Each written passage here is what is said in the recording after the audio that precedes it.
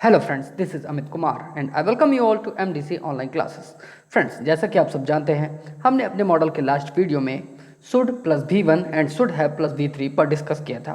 Friends, I hope कि आप सभी लोगों ने उस वीडियो को बहुत अच्छे से देखा होगा and should plus V1 and should have plus V3 से रिलेटेड सारे डाउट्स क्लियर कर लिए होंगे। फ्रेंड्स, आज की हम इस वीडियो में आपके लिए लेकर आए हैं use of May. So friends, आज हम इस वीडियो के माध्यम से मे से रिलेटेड जितने भी प्रकार के स्ट्रक्चर हैं उनका यूज़ हम सीखेंगे और मे का यूज़ अपने डेली लाइफ में करने की कोशिश करेंगे। सो फ्रेंड्स, चलिए स्टार्ट करते हैं। सो फ्रेंड्स, जैसा कि आप स्क्रीन पर देख सकते हैं, यूज़ ऑफ मे का यूज़ हम कहाँ करते हैं।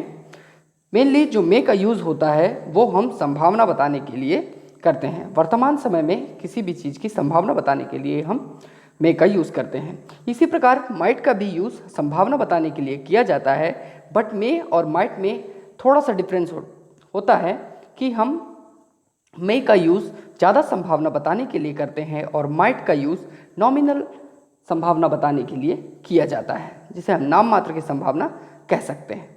सो फ्रेंड्स, दोनों में सेम ही प्रकार के स्ट्रक्चर बनते हैं। इसलिए हम यूज़ ऑफ मे के माध्यम से माइट का भी यूज़ सीख लेंगे। सो फ्रेंड्स, चलिए स्टार्ट करते हैं।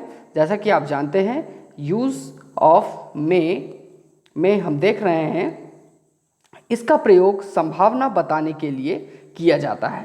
फ्रेंड्स, मैंने इसके बारे में जैसे कि अभी बताया आपको कि मे और माइट का यूज़ संभावना बताने के लिए किया जाता है। संभावना अधिक और संभावना कम। तो अधिक संभावना के लिए ही हम मेनली जो है मे का यूज़ करते हैं और माइट का यूज़ नाम मात्र की संभावना के लिए किया जाता है। वैसे हम किसी भी काम को ज़्यादा संभावना के माध्यम से ही बताने की कोशिश करते हैं। सो फ्रेंड्स, चलिए देखते हैं, इससे रिलेटेड सेंटेंस बनाते हैं और समझने की कोशिश करते हैं। जैसा कि मैंने आपको पहले भी बताया था कि हमारा जो मॉडल का सिंपल स्ट्रक्चर होता है, subject plus modal plus verb का first form plus object plus other word, वो इसमें भी फॉलो होता है। आप देख सकते हैं, सब्जेक्ट प्लस मे प्लस वर्ब का first form plus object plus other word. So friends, चलिए देखते हैं, इसमें जो भी हमारे वाक्य होंगे वो संभावना ही होगी। आप देख सकते हैं, जैसा कि लिखा हुआ है, हो सकता है वह आज आ जाए। मीन्स हो सकता है जब भी आ जाए। यहाँ पास आप शायद भी पुट कर सकते हैं, शायद वह आज आ जाए, या हो सकता है वह आज आ जाए। तो वाक्य बहुत ही सिंपल जो है बनेंगे आपके, ही मे कम टुडे। देख सकते हैं आप नेक्स्ट सेंटेंस, हो सकता है वह आज ना आए, ही मे नॉट कम टुडे। हो सकता है आज बारिश हो जाए, इट मे रेन टुडे। हो सकता है आज बारिश ना हो, it may not rain today. So friends, इसी प्रकार और भी सेंटेंस बन सकते हैं इसमें आप उसी प्रकार के वाक्य बनाएं जो आप संभावना के आधार पर कह रहे हो। फ्रेंड्स, जैसा कि आप नेक्स्ट स्ट्रक्चर पर देख सकते हैं, use of may be plus V4। May be का यूज़ कहाँ पर किया जाता है? फ्रेंड्स, मैं आपको थोड़ा सा इसमें और एक चीज़ क्लियर कर दूं कि मे बी प्लस V4 वहाँ पर इस्तेमाल किया जाता है वर्तमान समय में जो कार्य चल रहा है, अगर उसमें संभावना है तो इसका इस्तेमाल किया जाता है। इस प्रकार के वाक्य में हम देखेंगे कि इस प्रकार के वाक्य का अंत जो होता है वो रहा होगा रही होगी पर होता है। रहा होगा रही होगी, ये हमारे फ्यूचर कॉन्टिन्यूअस टेंस की भी पहचान होती है, रहा होगा रही होगी। बट ये दोनों में थोड़ा सा डिफरेंट, ये थोड़ा सा डिफरेंस क्या होता है इसमें आप देखें, दोनों अलग होते हैं, डिफरेंट होते हैं। यदि मैं बात करूं फ्यूचर कॉन्टिन्यूअस टेंस की, तो फ्यूचर कॉन्टिन्यूअस टेंस में क्या होता है, उसमें कोई भविष्य में हम काम कर रहे होंगे उसके बारे में डिस्कस करते हैं। बट जब हम प्रेजेंट में कोई कार्य की संभावना बताई जा रही है, वर्तमान समय में कोई कार्य चल रहा है उसकी संभावना बताई जा रही है, तो हम मे बी प्लस V4 का यूज़ करते हैं। अच्छा फ्रेंड्स, मैं आपको एक और बात बता दूं कि मे बी प्लस V3 जो होता है ये मे का वॉइस होता है। तो आप इसमें कंफ्यूज ना हो, क्योंकि मे बी के साथ आपको V3 भी आगे यूज़ में मिलेगा। बट यदि मे बी के साथ V4 यूज़ हो रहा है मीन्स उसका हिंदी अर्थ चेंज हो जाता है, उसमें रहा होगा रही होगी पर खत्म होते हैं वो वाक्य। वर्तमान समय में जो कार्य चल रहा है अगर उसमें संभावना हो तो इस प्रकार के वाक्य का प्रयोग किया जाता है। हम वाक्य के मदद से समझने की कोशिश करते हैं और हम 100% इसे समझ जाएंगे, क्योंकि थोड़ा सा अंतर होता है बस। आप देखें, जैसे हो सकता है वह इस वक्त खेल रहा हो, ये हम बहुत बार वाक्य इस्तेमाल करते हैं कि वर्तमान समय में, जैसे आप स्कूल में हैं और आपके टीचर उस समय पूछते हैं कि आज तुम्हारा दोस्त क्यों नहीं आया, तो आप उस समय अपने टीचर को आंसर करते हैं कि मैडम शायद वह खेल रहा होगा, या शायद वह पढ़ रहा होगा, या शायद वह बाहर जा रहा होगा। इस प्रकार के वाक्य जो होता है ये हम वर्तमान समय में संभावना के आधार पर कहते हैं, तो इस प्रकार के वाक्य यूज़ किए जाते हैं। देख सकते हैं, हो सकता है वह इस वक्त खेल रहा हो, या फिर दूसरे प्रकार से हम हिंदी जो है हिंदी वाक्य ही चेंज कर देते हैं। देखें, शायद वह अभी खेल रहा होगा, तो he may be playing at this time. हो सकता है वह गाड़ी चला रहा हो, या फिर हिंदी में हम दूसरे तरीके से कहते हैं शायद वह गाड़ी चला रहा होगा, he may be driving bike. Next sentence आप देखें, कई बार आपसे पूछा जाता है कि अभी आप जैसे कहीं मान लीजिए आप किसी के घर गए, सपोज़ आप अपनी मौसी के घर गए हैं और आपकी मौसी ने आपसे पूछा कि बेटा आपकी मम्मी क्या कर रही होगी, तो आप क्या बोलेंगे? शायद मम्मी खाना बना रही हो, या शायद मम्मी खाना बना रही होंगी, हो सकता है मम्मी खाना बना रही हो। इस प्रकार के वाक्य जो होते हैं ये शायद और प्रेजेंट टाइम में संभावना के लिए यूज़ किए जाते हैं। My mom may be cooking food. हो सकता है वे लोग अभी सो रहे हों, या शायद वे लोग अभी सो रहे हों। दे मे बी स्लीपिंग नाउ। हो सकता है वे लोग शोर मचा रहे हों, या शायद वे लोग शोर मचा रहे होंगे। They may be making a noise. So friends, इस प्रकार के वाक्य की मदद से आप और भी सेंटेंस बना सकते हैं और इस वाक्य इस स्ट्रक्चर का यूज़ कर सकते हैं मे बी प्लस V4 का।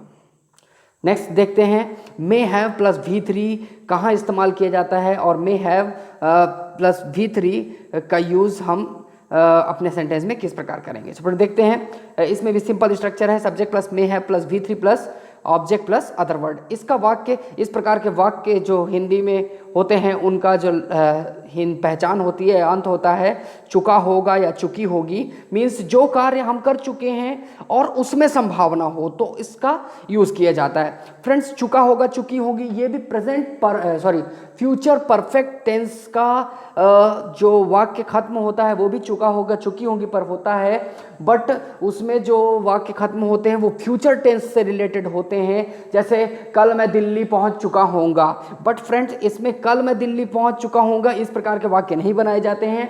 इसमें आप देख सकते हैं शायद वह सो चुका होगा, शायद वह पढ़ चुका होगा, शायद वह दौड़ चुका होगा, इस प्रकार के वाक्य बनाए जाते हैं। प्रेजेंट टाइम में ही जो कार्य हम कर चुके हैं बट उसमें हम संभावना बताने के लिए इसका इस्तेमाल करते हैं। देखिए, आप देख सकते हैं हिंदी सेंटेंस की मदद से मैं समझाने की कोशिश करता हूँ। हो सकता है उसने आपसे झूठ बोला हो। अब आप खुद ही महसूस करें ये वाक्य मैं किस समय के लिए बोल रहा हूँ। शायद उसने आपसे झूठ बोला होगा, या शायद आप देख सकते हैं जैसे शायद वह घर पहुँच चुका होगा, इस प्रकार के वाक्य भी इसमें बनाए जाते हैं। तो इस वाक्य का इंग्लिश देखें आप, ट्रांसलेशन, हो सकता है उसने आपसे झूठ बोला हो, या शायद उसने आपसे झूठ बोला होगा। He may have told you a lie। हो सकता है उसने आपकी कॉपी चुराई हो, या हो सकता है उसने आपकी कॉपी चुराई होगी। इस प्रकार के वाक्य हो सकते हैं। शायद उसने आपकी कॉपी चुराई होगी। He may have stolen your copy। Next sentence की मदद से समझने की कोशिश करें। शायद उसने अब तक अपना होमवर्क पूरा कर लिया होगा या कर लिया होगा। He may have done his homework so far। शायद वह अब तक घर पहुंच चुका होगा। He may have reached home so far। शायद ट्रेन छूट चुकी होगी। Train may have departed। So friends, इस प्रकार के वाक्य आप मे हैव प्लस V3 से बना सकते हैं। प्रेजेंट टाइम में कोई कार्य कर चुका होगा कि संभावना बताने के लिए इसका इस्तेमाल किया जाता है। आप खुद ही महसूस कर लें। और इस प्रकार के वाक्य आपसे वर्तमान में कोई यदि पूछता है तो आप इस प्रकार के वाक्य का यूज कर सकते हैं। इसमें फ्रेंड्स, परमिशन मांगने के लिए भी हम मे का यूज करते हैं।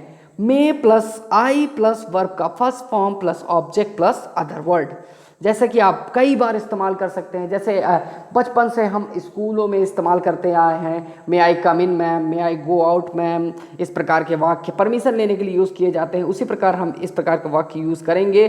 क्या मैं आपकी पेन ले सकता हूँ? मे आई टेक योर पेन। क्या मैं बाहर जा सकता हूँ? मे आई गो आउट। क्या मैं अंदर आ सकता हूँ? मे आई कम इन। क्या मैं पानी पीने जा सकता हूँ? मे I go to drink water. क्या मैं आपका फ़ोन यूज़ कर सकता हूँ? मे आई यूज़ योर फ़ोन। इस प्रकार के वाक्य आप परमिशन लेने के लिए यूज़ कर सकते हैं। तो फ्रेंड्स, नेक्स्ट देखते हैं।